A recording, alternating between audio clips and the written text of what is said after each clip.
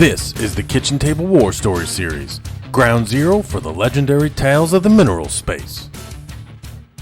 And so all of a sudden, this Marcellus thing is kicking off. Everyone is hyped up. So XTO sends, a crew up there. And I had absolutely no business running a crew whatsoever, right? Whatsoever. And they decide to hand me 7 just testosterone-fueled, hard-dick landmen that like the lease hounds that just went out there and executed and ate leases for breakfast, lunch, and dinner. The wolves. And then the other, so it was like 7 of those just land bros, and then 7 of your just title folk, right? So it was just 2 entirely different worlds that I was trying to manage and having zero experience doing this, but we figured out on the fly. And so this is in Fairmont, West Virginia, and small town, very, very small town, and it was just as basically just Appalachia as you get. And so these, this was the days when you go and you got a rental car, and you remember before we had phones that had all of our GPS, they would hand you that little box that you just suck on the suction cup to the window. The Garmin? Yeah, yes. Yeah, the TomTom? And so the TomTom, the Garmin, and so we're relying on this technology, which I'm sure it's fantastic in Manhattan, right? Like it tells you the roads and you're exactly there. Oh, but they don't have this shit mapped out. It's roads, right? So, yeah, they do not. Correct on that. So when you're driving and somebody tells you, just take a ride here and then come up the Holler. I'm a 7th-generation Texan. I don't know what the hell a Holler is, right? So I'm driving, and then, my GPS is working great, and then the second you go off asphalt, then it becomes gravel, then it becomes dirt, and then you are in the proper Holler. And it is nothing. The GPS is just swirling around. Old Garmin is lost, as you are. So we ended up having to have like a buddy system at this point. Like we literally would have to kind of check in. Hey, I'm going to lease up this person. This is where they are on the county map. I don't know exactly what that means when you get in the Holler. And you don't have cell phone service at all.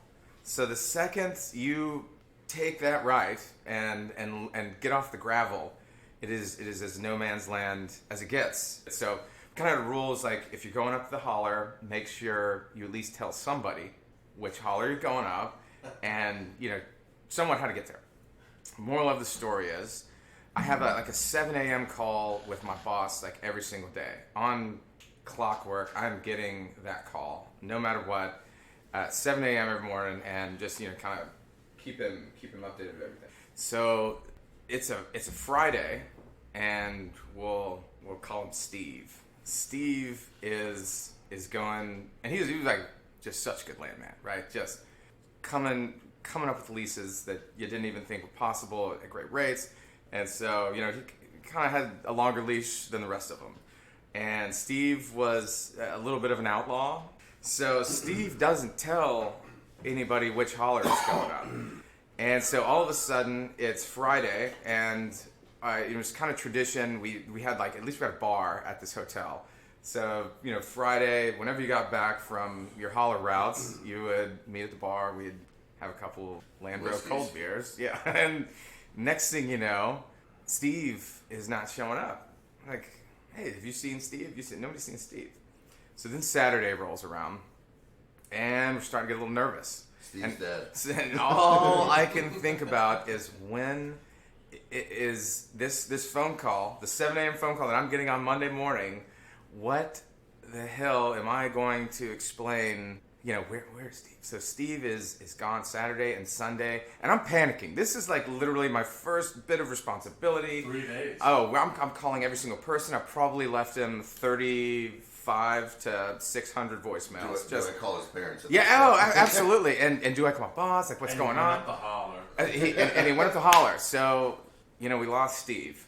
And I mean, I was way too young to be in control of that many wild cards all at one time.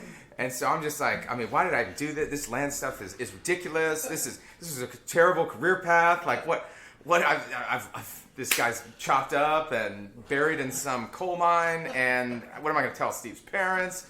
And then late Sunday night, just strolls into the hotel room, no problem, knocks on the door. The son of a bitch had been on a heater in Wheeling, West Virginia, playing at the frickin' poker tables for 36 straight hours, told nobody, didn't answer his phone, didn't do anything, and Steve was alive, but... What did Steve say? Like, Haby left 100 voice messages on my phone. Maybe I should call him back. Hell, Haby, I was taking all these people's money. I wasn't going to leave anytime soon. I was like, motherfucker. That's all I can say.